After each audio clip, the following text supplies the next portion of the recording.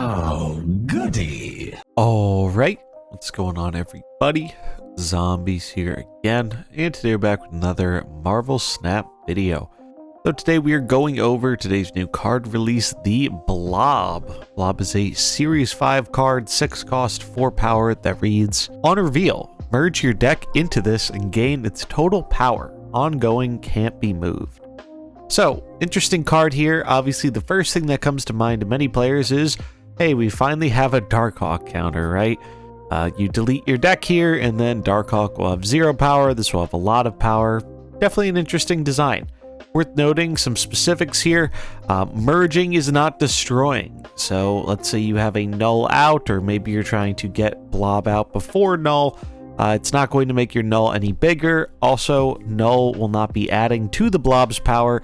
If you've destroyed a bunch of stuff and null is still in the deck, it does not add the destroyed power because when it is in the deck, it has 0 power. So just some fringe interactions worth being aware of, but I think this is a pretty neat card. In terms of the Spotlight week with Blob, I think this is actually a pretty decent Spotlight week if you're missing the other cards. Living Tribunal has been a core of its own kind of archetypes for a while, whether that's a full ongoing Tribunal stuff, which I think has gotten more popular after Miss Marvel, or the classic Hela Tribunal shenanigans. Definitely a card a lot of people have been waiting to play with for a while, since this is its first reappearance to Spotlight caches since it first came out, gosh, back in the summer, back in June.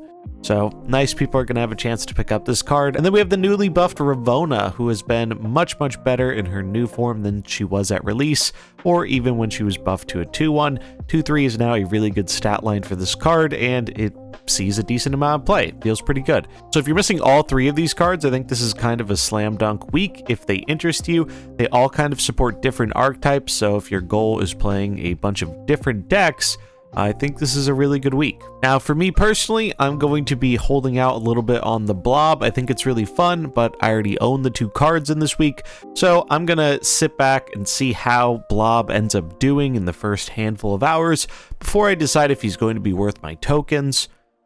In general, getting Series 5 cards, it's better to open them than use tokens, since tokens are a bit more scarce of a resource. But if you already have the other 2 cards and you're not really interested in the spotlights, tokens are going to be the way to go. So yeah, that's Blob. I'm excited to see how this card ends up doing, but let's dive into our day 1 decks for him. So starting out, we have a Hela Tribunal deck, including the Blob. Figure since the Hela Tribunal already runs a pretty decent amount of stats, Blob is just another way to get there.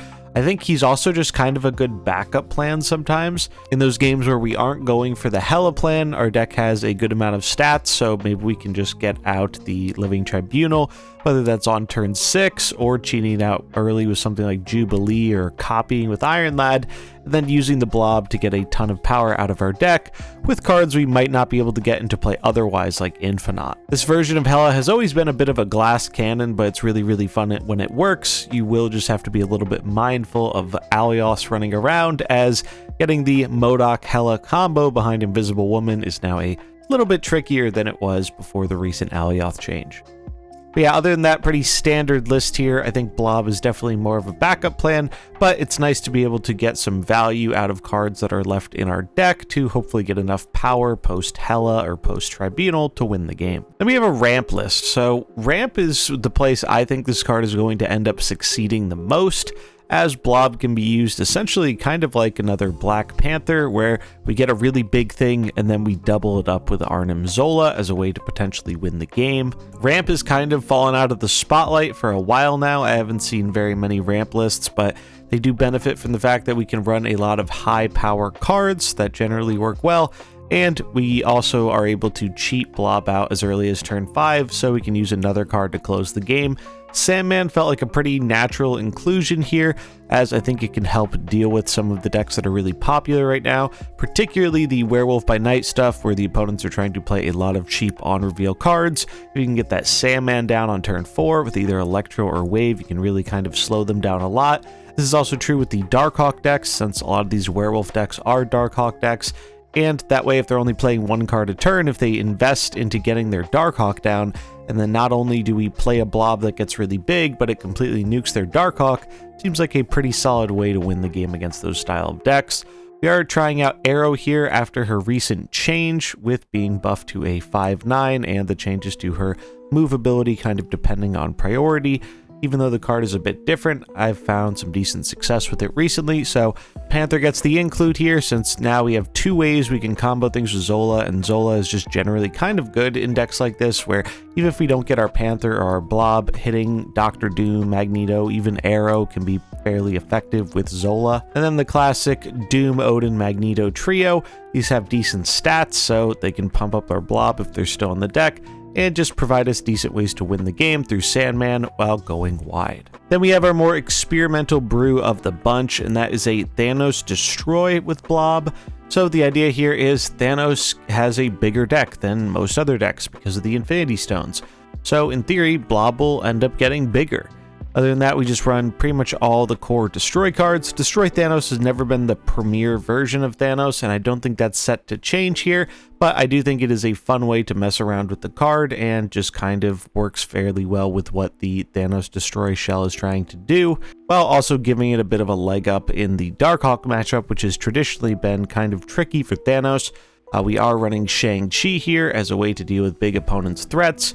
Run our normal Destroy cards here with Carnage, Monger, Venom, and Deathlock, so as many Destroy effects as possible. Nico for the added flexibility and chance to draw to, which has always been really strong in Thanos. X-23 for a bit of ramp.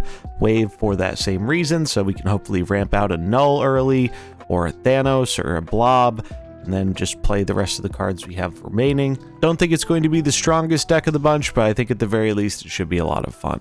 Then we have Evolved Blob. So the idea with this one is we are playing a standard high evo type of deck, but we're running pretty much all the big power things you can in high evo, so Abomination, She-Hulk, Hulk, and Infinite, and Blob is essentially taking up the Leech spot we've seen in a lot of decks. Truthfully, I think the Leech versions are probably better because Leech just seems very well positioned into a lot of the decks going around in the metagame right now, whether he's canceling out some tech, a big Null, opponent's She-Hulk. There's just a lot of stuff that Leech cancels. So I do think that if you're purely trying to play the best high evo deck, the Leech versions are the way to do it. But if you want to try and do some evolved Blob shenanigans, I think this is a neat way to do it where Blob is acting as a backup in those games where we don't get some of our big cards that we want to close the game with, like She-Hulk or Hulk. Blob just says, hey, I'll close out the game for you by getting the power from those cards, even though they're still in your deck. Next up, we have Shuri Blob. So much like the High Evo one, this is a pretty standard Shuri list with Sauron, getting rid of those bad ongoing effects, making a really big thing, copying it with Taskmaster.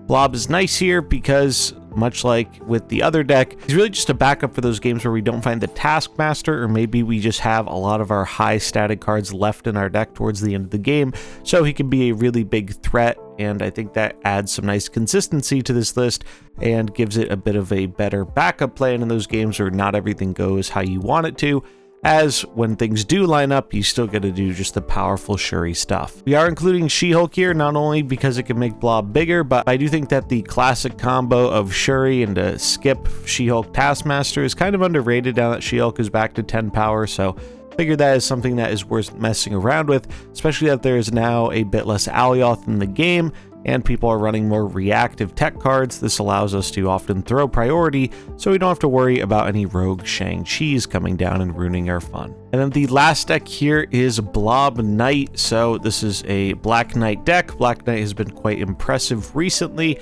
and since he really cares about getting just a bunch of big stat sticks into play, it makes sense that Blob is a good way to close out the game here.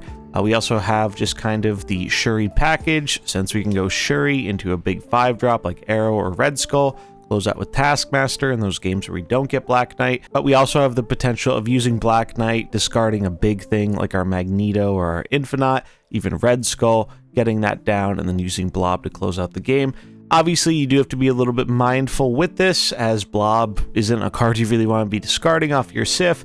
That will happen sometimes, but I do think that the risk is a bit worth the backup plan reward here, as the stats in this deck are rather high, and Blob is a really nice way to close out the game when you otherwise lack a big thing to play on the final turn. There we have it. That is going to wrap it up for our day one Blob decks. As always, links in the description if you want to grab any of these decks to try out for yourself. What do you think about Blob? I've seen a lot of people excited about this card. I think if nothing else, it'll be really fun. And if it does end up being a fairly decent counter to Darkhawk, that's likely going to create a rather big shift in the metagame, as one of, if not the best deck in the game right now, is really focused around that Darkhawk package. So having a card that essentially validates all its power seems like a potentially interesting option to change how things are going right now in the meta. But that's going to wrap it up for this one. I hope you enjoyed it. If you did, remember to like and subscribe, and I'll catch you in the next one. Peace.